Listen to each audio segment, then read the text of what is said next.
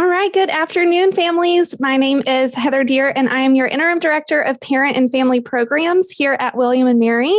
And I'm excited because this is our last Family Friday of the summer. It's your last Family Friday before your students are with us here in Williamsburg. And excited to get some of these logistical questions out of the way for you all as you prepare for what seems to be both an exciting, nerve-wracking, really bittersweet time for everyone. So we'll do what we can to answer some questions today as you prepare for a really big week ahead. So with me today is Lauren Garrett, our Director of Student Transition Engagement Programs. So she is my partner in crime when it comes to preparing your students for this transition to university life, through university life, and ultimately that past commencement, which seems really far away right now, and sending them off into the world. But her office, they've been working so hard throughout the summer, and I know the staffs are working really diligently right now to prepare for your students to get here. So we're going to cover some basics about things you should know next week. We're really going to focus on logistics during our conversation today, and we'll try and get to as many questions as we have time for. If you haven't been on one of our Family Friday sessions, please note that you will ask your question using the Q&A feature in Zoom. We have about 45 minutes between myself and Lauren today. We will get to as many questions as we have time for, but please know both families@wm.edu and step@wm.edu are great email resources if you think of questions we aren't able to cover for you here today. So with that, I'm going to turn it over to Lauren. Thanks so much, Heather. I'm so glad to be with y'all this afternoon. As Heather's mentioned, we are in the process right now of preparing for your campus arrival to include the training of our student leader staff. So today marked the first day that we were able to gather our orientation area directors in person, masked here on campus, and to start walking through training schedules, orientation schedules. And it's very clear that everyone's super excited for next Thursday and Friday. The excitement is definitely palpable across campus, not just from our office, but from others across the university spectrum. All right, so we do have a few slides. We want to talk a little bit about preparing for campus arrivals. We're going to talk through the move-in process, just make sure we have the nuts and bolts in place. Then we're going to go do some high-level new student orientation reminders. Heather's going to cover some parent and family orientation reminders, and then what lies ahead in the deep. Things that families, I'm sure you're farthest from your mind right now, but we want to make sure are on your radar. So in thinking about preparing for next week, it sounds like some of your students are in very different places based off the chat in terms of packing. Some are not packing yet, and some are probably still packing and will continue to pack until the time you depart your home.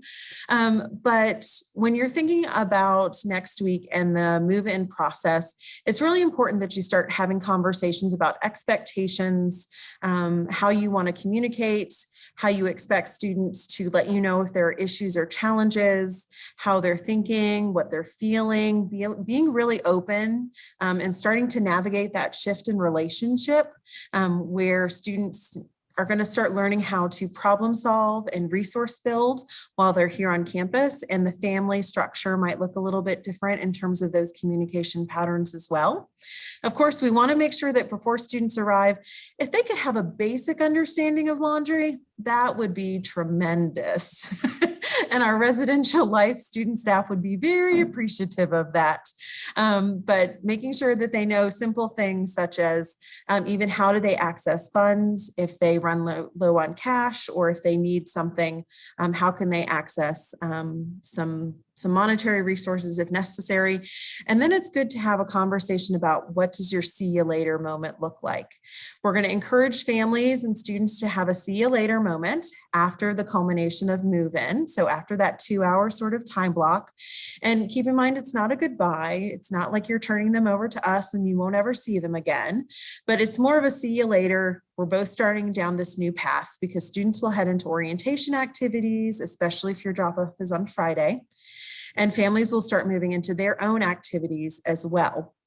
Now, that see you later is going to look different for every family. And so I would encourage you to sort of take stock of where your student is with this transition as you're making those plans.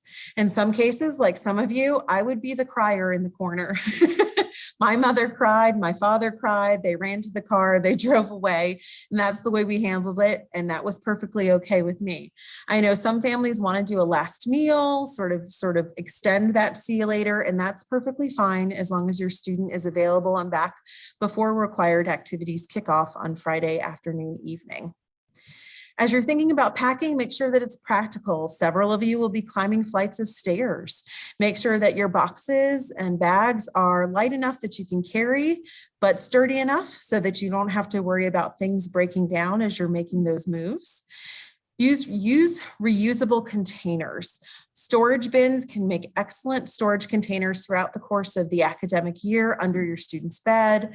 Those larger sort of canvas totes make excellent extra sort of totes for schoolwork or co-curricular activities. But think about how students can maybe use things to move in and then use them over the course of their time at the university as well. I would also encourage you to label items as you're packing things. Too frequently at the end of move-in day, we look around the grounds and inevitably there's a box or there's a piece of electronic equipment that's just sort of sitting out on the sidewalk and we don't know who it belongs to. So please do your best to label things, student last name or even room assignment so that eventually we sort of know what the destination is and can help you get it there.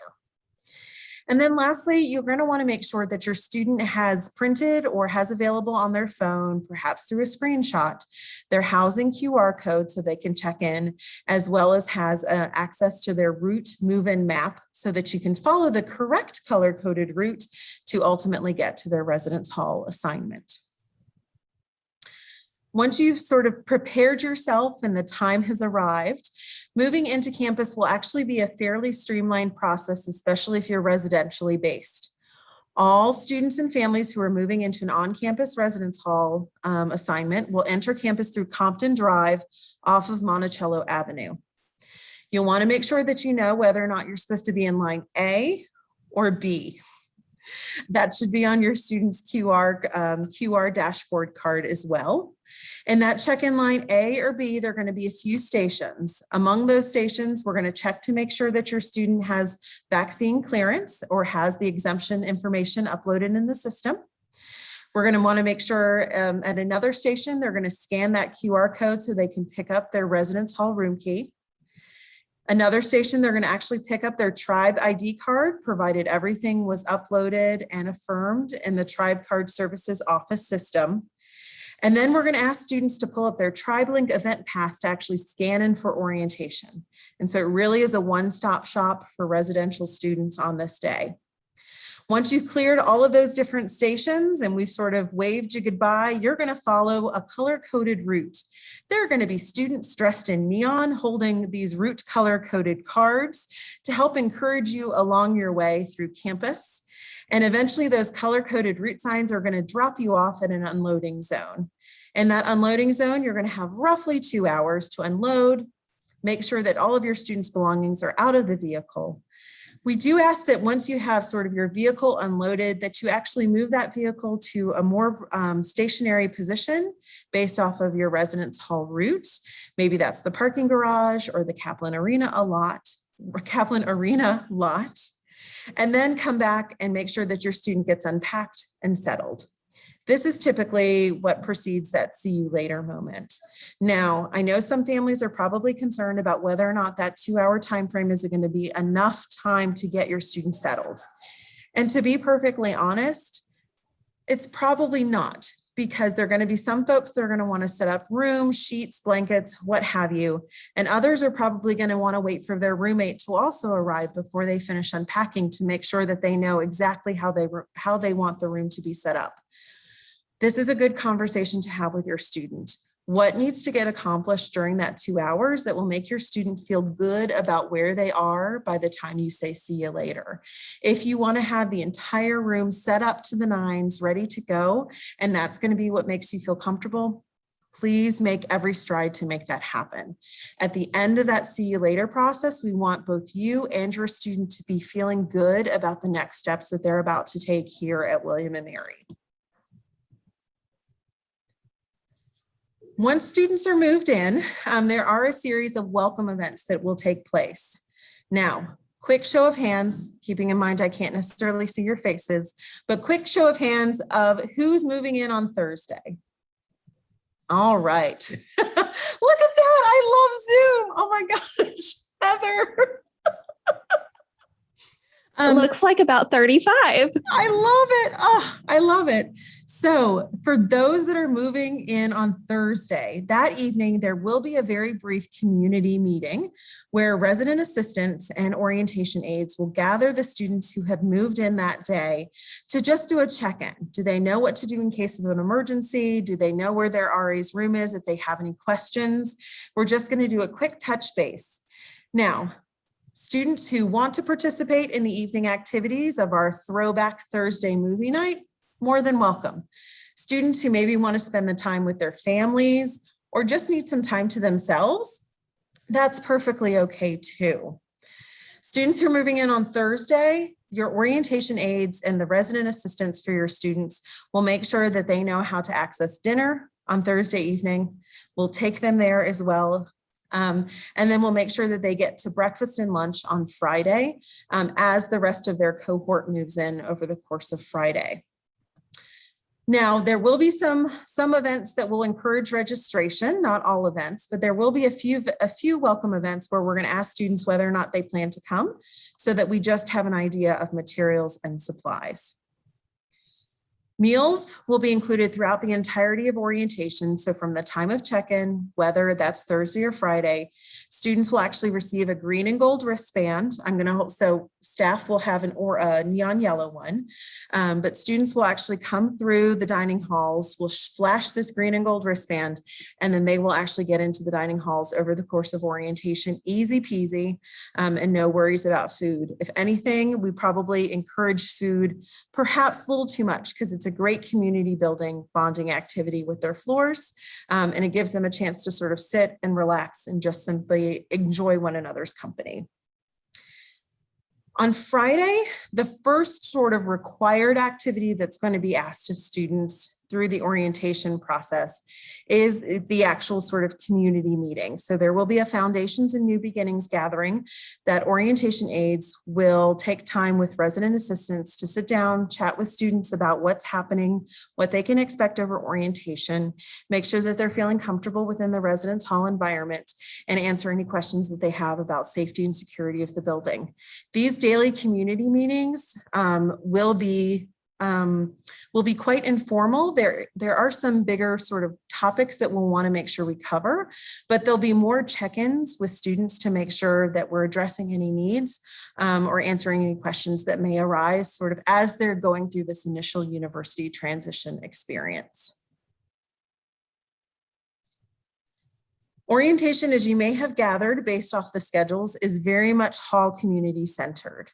We think it's really important that students feel comfortable getting to know and spending these first few days surrounded by the folks they're going to be living with over the course of the next few weeks. Well, technically next few months, hopefully.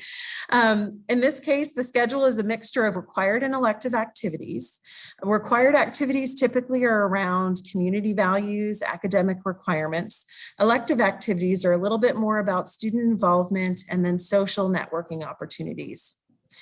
New this year is that our student organization fair will actually be a 2-night festivity. Monday and Tuesday night, our 400 plus student clubs and orgs have been divided amongst those timeframes to be present for students so that we can actually have a chance to chat with folks who might want to get involved in different ways and places across campus. These student org fairs are not only attended by new students, but also by upper level students who sometimes quite haven't found their niche on campus. And we encourage students to think not only sort of within the scope of what don't I know, where can I expand my sort of horizons, but also think about what do they really want to get invested in. And the organization fair is a great way to explore and to try something new and revisit the familiar. Over the course of orientation, students will set up pre-major academic advisor appointments. At the conclusion of those appointments, all students will receive a registration pin, which will then allow them to finalize their course registration on Monday evening. And at that point in time, they'll be able to purchase textbooks and move forward with those requirements. So that's the student side.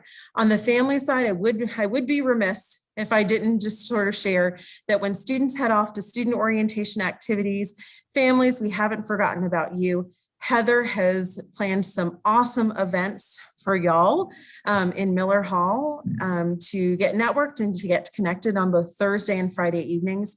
And of course, then there's the family orientation piece in the morning and Saturday morning, which will be here soon enough. Thinking about the beyond, thinking about what happens next.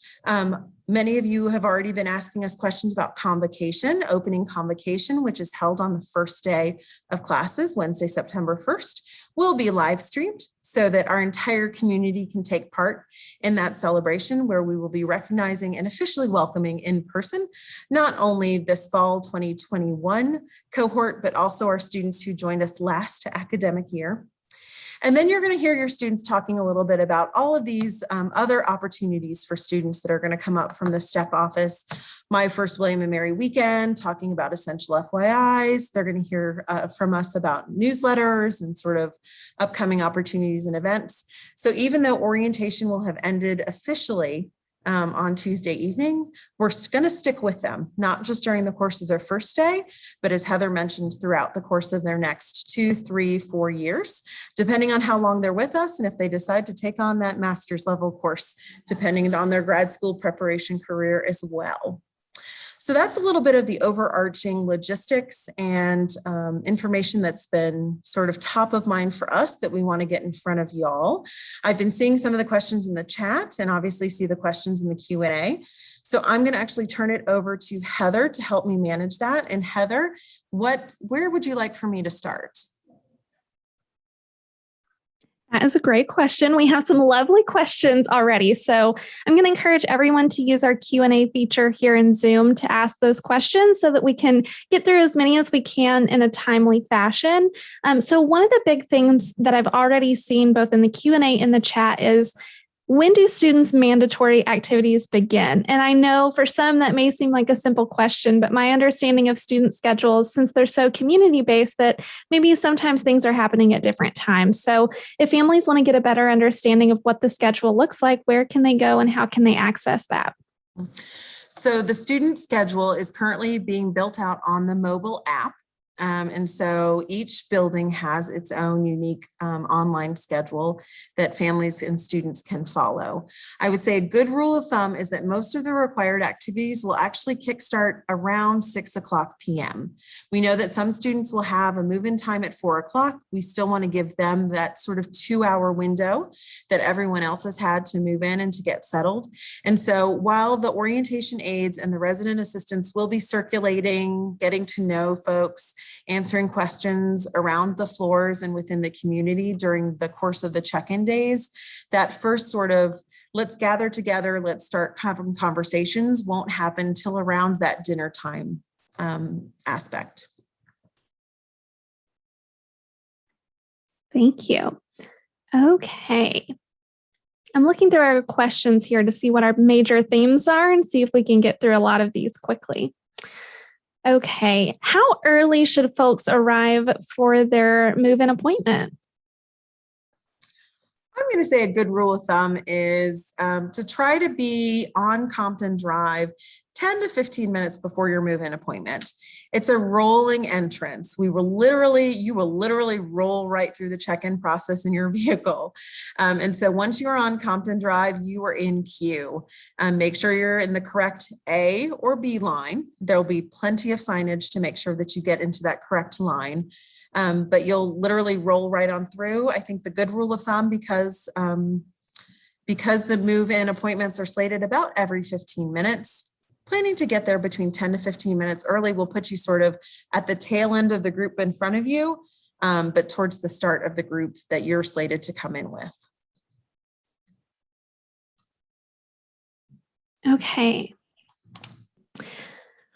So something I want to address kind of early is because I know it's on my mind. I know it's on Lauren's mind. And for folks who maybe are familiar with Williamsburg weather, it may be on your mind as well, is what do we do if it rains during our move-in appointment?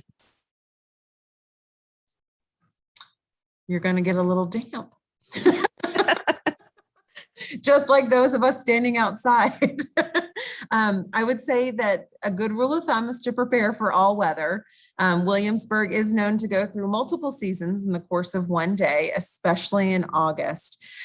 So you're going to want to make sure that you dress for comfort and efficiency and not necessarily for a fashion show.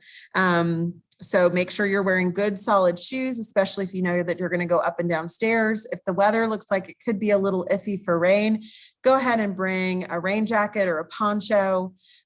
Make sure that you have, if the weather looks like it's going to be really warm, make sure you bring a refillable water bottle so that you can refill that at a water filling station to stay hydrated. And that you think about dressing in layers. So maybe it's a t-shirt with a long sleeve shirt if you're worried about cooler temperatures or about the rain. But sort of be prepared for most things on the course of that day. It's really funny how things can change so quickly weather-wise in this neck of the woods. Definitely. It's great to go ahead and take a look at the forecast, but know that all possibilities may or may not be inevitable here in Williamsburg. So how many cars are we allowed to bring to move our student in? I know I saw one parent say that they can't get their daughter to stop packing. So it might feel like you need 2 or 3 cars to come through, but curious how many are allowed through the line. We're going to recommend that each student bring one vehicle into the loading zone at a time. So if you know that you have multiple cars, go ahead, let's get one taken care of and then sort of loop back around. Both cars can roll through check-in together. That's fine. But you might want to put a pause on the loading area depending on the area. And I'm going to say that we're going to ask you to use some discretion there because some unloading zones are a little bit busier than others and some will be a little bit slower. But typically a good rule of thumb is one vehicle per student in the unloading zone at a time. Great question. So can parents stay longer than the 2 hours to help their student move in? And after that 2-hour period is over, can parents come back to help finish setting up the room? So we're going to ask that you stay pretty close to that 2-hour time frame, just out of respect for other families and students that are moving in during the course of the day. While the time limit isn't there necessarily to help de-densify, it's about access. The building and the stairwells can become a little bit tight, especially if you have movement. And so we just want to make sure that there's free and easy access for as many folks as possible during that process.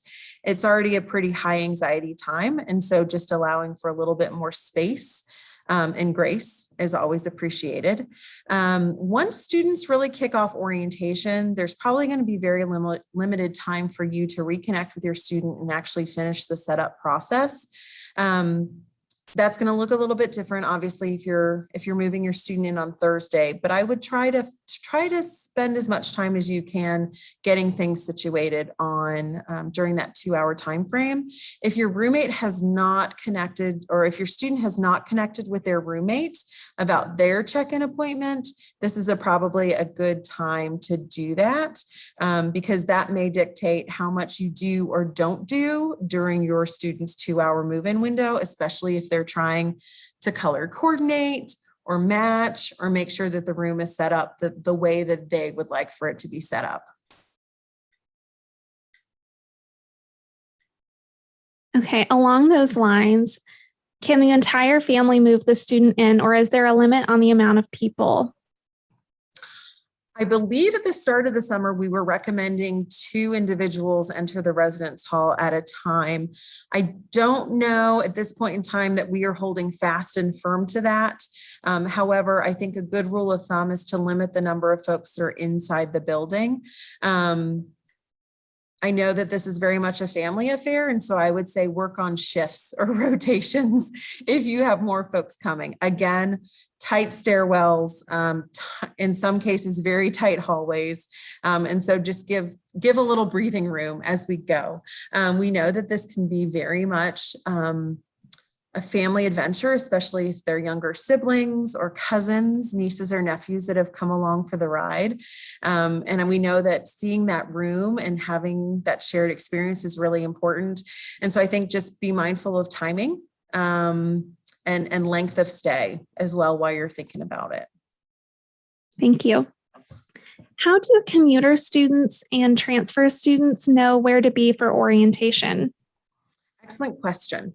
So on the orientation website, there's a breakdown where we talk about the check-in process.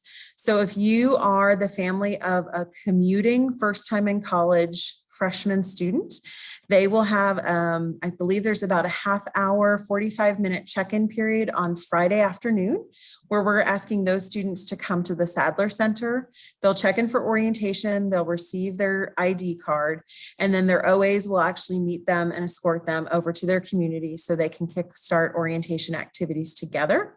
Transfer students who are living off campus also have a similar time frame, coming straight to Sadler, checking in there, but then they will actually stay in Sadler and be joined by residential transfer students as well, and then they'll move straight into their orientation in the Sadler Center. So trying to make sure that folks have people to meet and greet them, no matter what their residency status is really important. And if you have questions about how to get to Sadler or where do I go when, just give us a holler on the STEP email.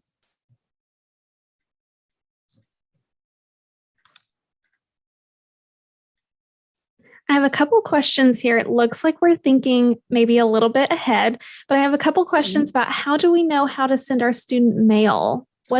How do we address the mail?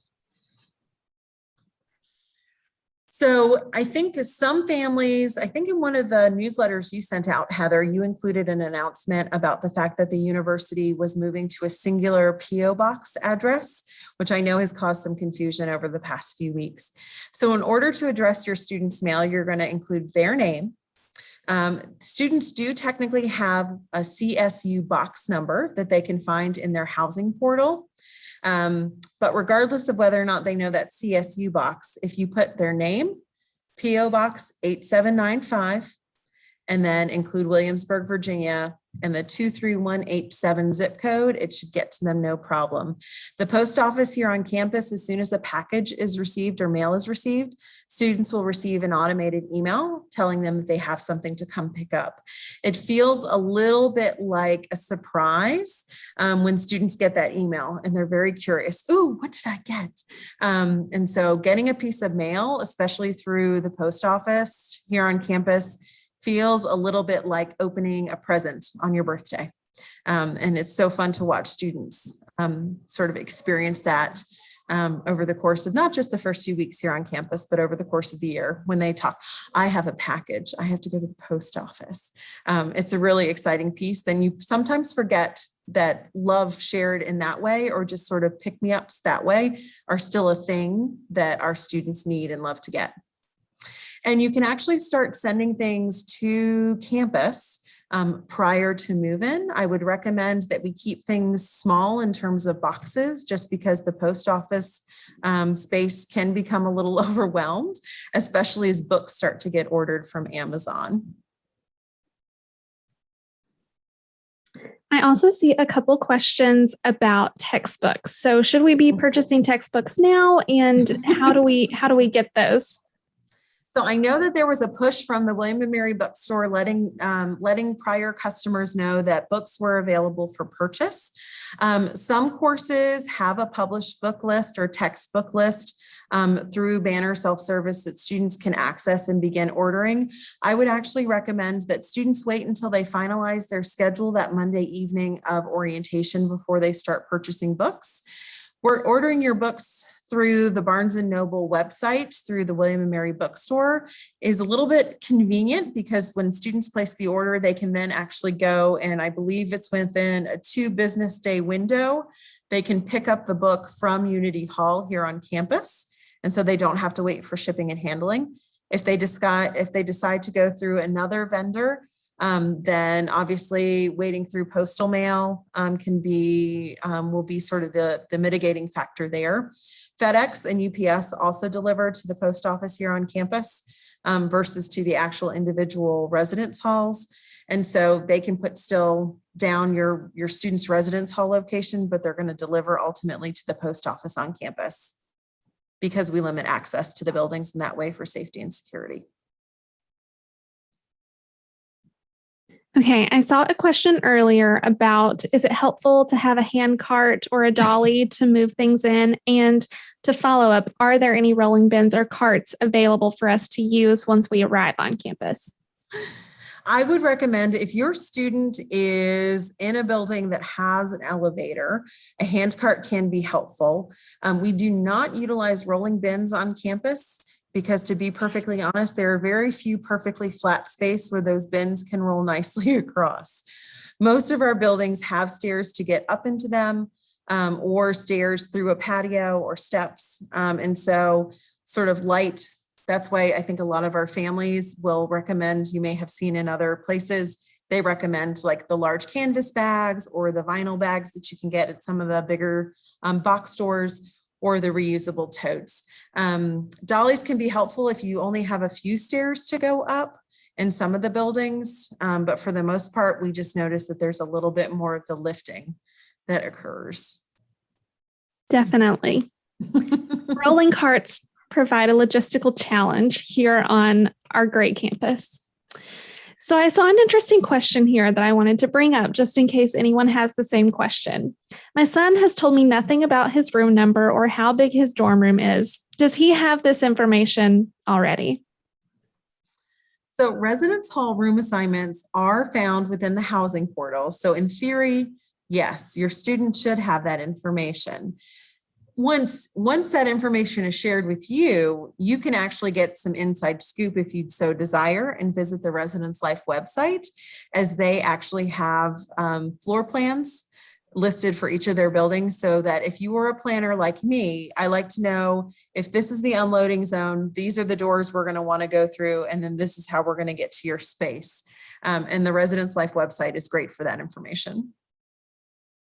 Definitely. I would say if you're wondering, I haven't heard a lot from my student about what's going on next week. Do they have this information?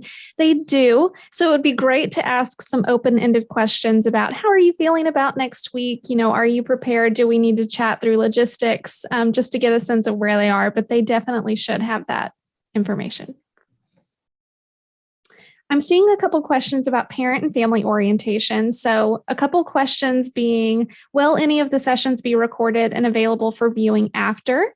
We're working to make sure that most of the sessions are available for viewing after the fact, and we will share all of those recordings with you via email in the following week. So stay tuned for that information.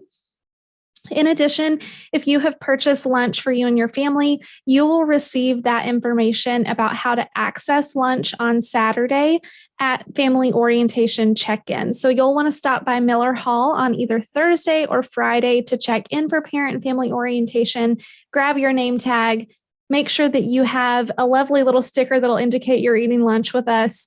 And you'll have that information as well as schedules. And we have some giveaways over there as well. So you'll definitely want to come by and see us on Thursday or Friday to get some of that information. A question I've also seen is, will our student be eating lunch with us on Saturday?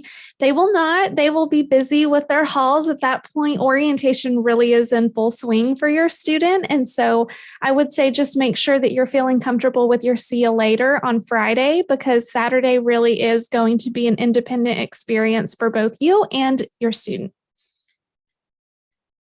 Okay. Do the beds come pre-lofted, or should we be prepared to do that ourselves? The beds will be set at a standard height in the residence hall rooms.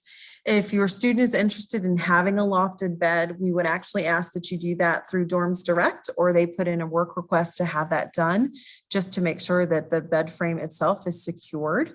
There's nothing worse. Unfortunately, you may have heard some other stories at other campuses where students have lofted their beds and then in the middle of the night come crashing down because they forgot where that one pin went to secure the space. If your student is looking for a little bit of extra storage room underneath the bed, the little bed risers are really terrific that you can get at most stores. But in most cases, students find the height to be about where they'd want it in order to sort of have enough storage, but at the same time feel like that they're not super low to the ground. I would not say I did just sort of see a chat come through. The standard bed height is not high enough to fit a dresser. The dressers are about 3 to 4 drawers high. And so that would be a pretty hefty jump for most students to make from floor to bed height. So I would say pretty average bed height is what has been set. Okay, I'm seeing a couple questions that I know you talked about in your presentation. I think it's important for us to circle back. We have some new folks on the call. So when do those mandatory orientation activities begin? I think what I'm hearing is that families are really trying to nail down when they're going to say, see you later, which I know is a really big moment for you all. And I know you're thinking about it. And when is this going to happen so that you can prepare yourself for that? So if, say, a student checks in at 10 a.m., is moved in by noon on Friday, and they're done with their move-in process, is that the moment that they say goodbye? And what do students do up until that point? And what is your recommendation there? My initial recommendation is that you need to do what's going to be good for your student. Some students are going to be ready for the see you later as soon as they're done unpacking and sort of getting items from car to residence hall room. Other students are going to want you to stick around a little bit, or maybe try to do a lunch or some extended time as a family before you depart or say that see you later. However that looks for you and your student, at the end of sort of this process, we need you to have said see you later before roughly dinner time on Friday. So if you're bringing your student to campus mid-morning on Friday, I would have a conversation about how do you want to say goodbye, or how do you want to say see you later with them. Sometimes the student's answer today will look very different on Friday, but you also know your student much better than we do. And so they may need a little bit of transition before they move to the next thing, and that's perfectly okay. Students who are comfortable with sort of the see you later, have a great day, thanks for helping me bring in my things, I'm in college now. We will have activities on Friday afternoon for them to participate in. They'll be by choice. Again, orientation aides and resident assistants will be circling the building, engaging students in conversation, looking to see if they can help them get to activities or participate, or if they just simply want to be around. What you will notice is that students who move in Thursday or even Friday morning will be more prone to start room hopping and introducing themselves to other students as they move in. And that's where the social networking really kickstarts. And so it's pretty frequent, I think, Heather, that we hear from families that our plan was to do lunch and then say you see you later. And then our student was like, okay, I'm done, bye.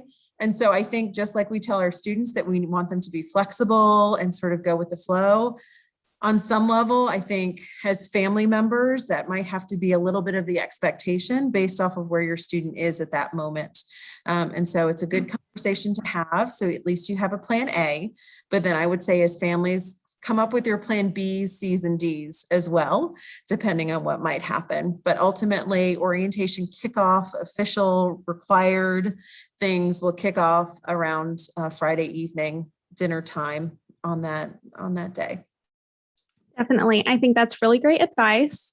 I saw a question here. If the student moves in Thursday, can they stay with family in the hotel Thursday night and then say, see you later Friday? That is always an option. I think it's great, though, to ask the student if that is what they want that first night to be like. And if it is, great. If they would prefer to stay in their residence hall room that first night, while that might be challenging in the moment to hear, I can understand how that may be really bittersweet and hard to swallow. If you hear that from your student, that it's important for them to stay in their residence hall room that first night, then that's what we go with. And that's kind of how we roll with the punches, and they'll start building their community that first day of move-in. So I think if you haven't sat down and maybe chatted with them about, how is this going to look for us? Now is a great time to do it before you get into the true emotions that will be when you drop them off. So now is a great time to have some of those conversations. Okay.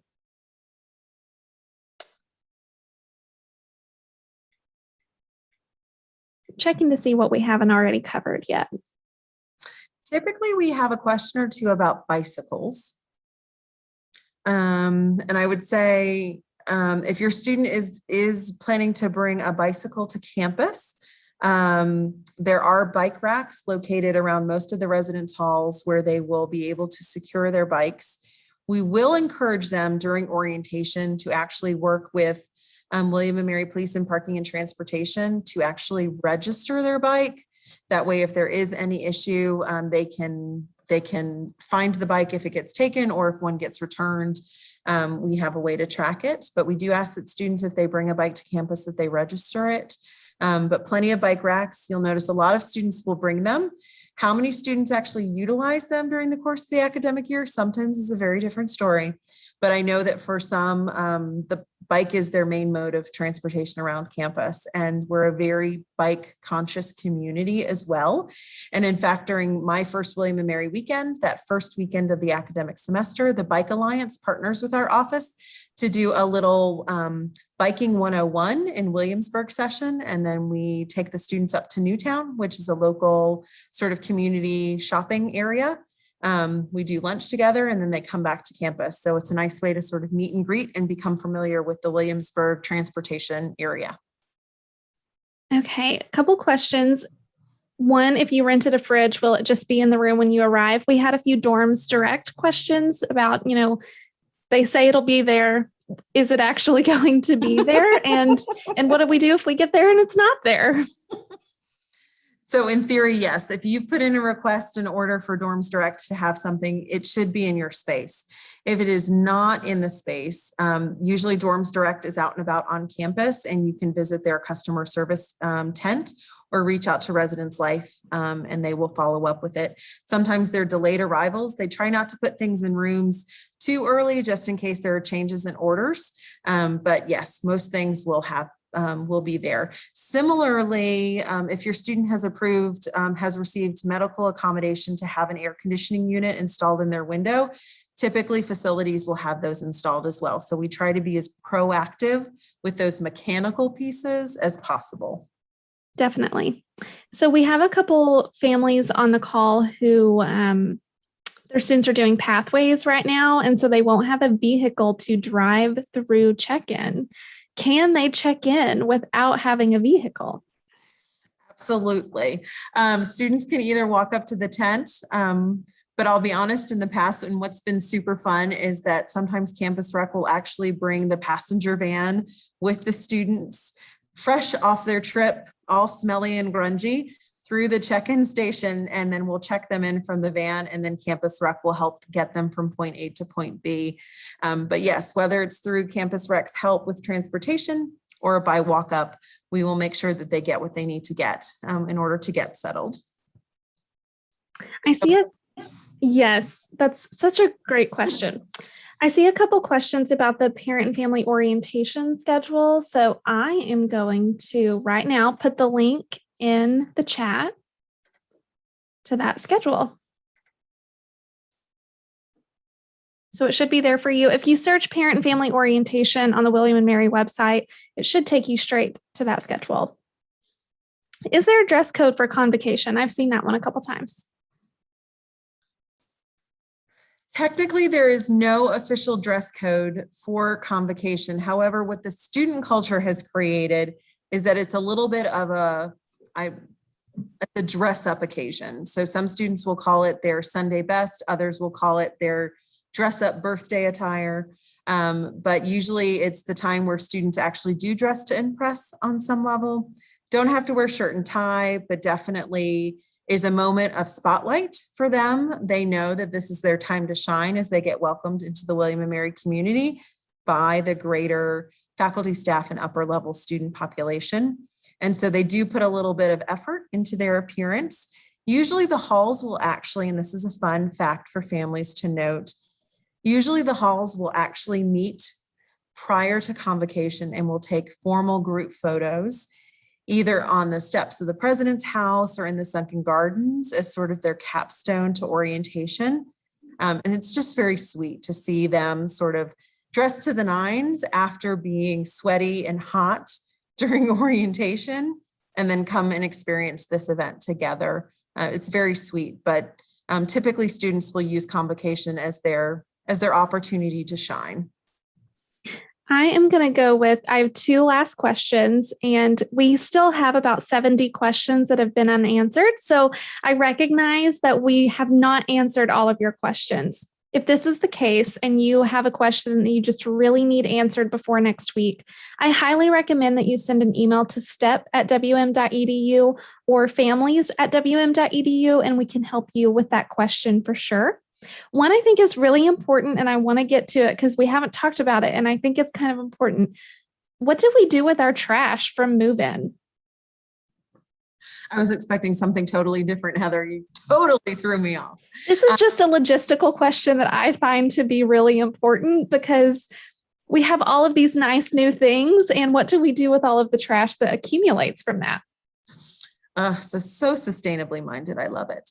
So what I would recommend in that packing portion is that you remove anything that is brand new out of its pre-portioned box and find a way to repack it simply so that you have the convenience of getting it from point A to point B. This will greatly help with that trash piece that Heather was mentioning. All of the areas around the residence halls will have additional trash receptacles, dumpsters, posted, as well as recycling places. So if you're bringing cardboard boxes, using any sort of cushion paper, packing paper, things of that nature, we encourage you to recycle those in the blue bins versus throwing them away in the green garbage bins. Now, what I will say, and this is fun, it's a plug for the mobile app. When you upload the mobile app or download the mobile app and you look at the new student and family profile, there should be a card on the move-in section that talks about sustainability. And there are actually maps that have been overlaid noting where you have traditional dumpsters, sustainability recycling dumpsters, as well as just the move-in dumpsters. And so if you, again, are a planner like me and you want to know how to get from point A to point B to point C, that's going to be a map overlay that potentially will rock your world in a very positive way. Wonderful. Thank you. And my last question for you is, before we close out for the evening, what is your last piece of advice for families as they look ahead to this really exciting next week?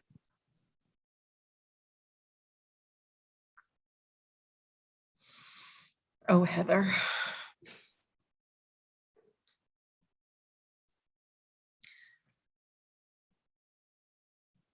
Oh, I'm getting a little verklempt. No, it's okay. So am I. I'm getting a little verklempt. I joke with the student leaders and I say, they know that I'm a crier.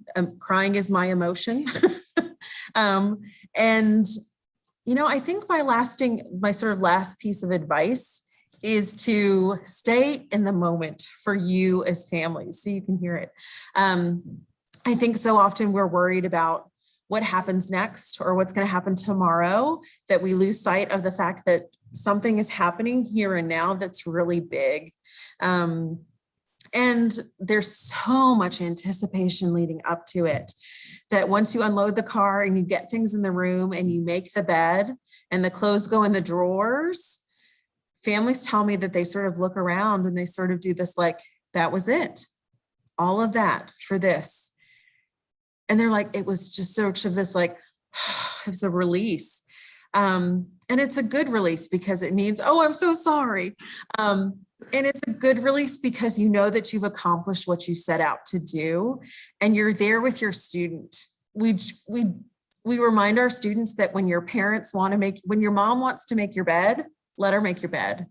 When your dad wants to schlep that thing up the stairs for you, let them schlep. And we also encourage students, this is your time to say thank you and to show appreciation, not just to the folks that have been your community and your support for the last, however many years, but also to thank them for helping you move in. Like, I think sometimes people forget that, but it's really important to stay in the moment and to remind yourself that, like, this is your time as a family to be proud of what you've accomplished. Your student hasn't gotten here solely on their own. You've done the legwork. You've been the role models. You've given the advice. you've been a great resource, and you're going to continue in that role in a really special way. And we are so excited to be your partners in this journey now. And again, it sounds so cliche, and I'm sure that some folks are rolling their eyes, but when you cry, I cry. And when you get excited, I get excited, because this is part of why we do what we do, and the work that we do in STEP and the work we do in parent and family programs is about making sure that students and families have those connections, not just with one another during these times of transition, but with the university. And we really want to make sure that you soak it in and you just sort of squeeze out all the goodness that happens with it, and you stay positive. So we're super, super, super, super excited. If you need tissues or a shoulder to cry on move-in day, or you just sort of know that you need that extra piece, find me. I'll be running around. Heather will know where to find me, but I'm always happy to be the pat on the back, or the shoulder to cry on, and the extra side hug, if that's your jam. But it's really, really exciting. And we're super thrilled that we're able to gather safely, and that we have community members that are as anxious to be part of this community as we are to have them join us. So yeah, that was beautiful, Lauren. Couldn't have said it any better myself. I hope all of our families who are with us today can understand and hear how truly excited we are for your students to be here. We recognize that this week is going to be a really big week for you all. And I can hear that in you want to get the perfect size trash can for the room. You want to make sure that you have the perfect amount of time, and you want things to go really, really well. And I will be the first person to tell you that things are going to go wrong, and things aren't going to go exactly the way that you've imagined or dreamt that they would.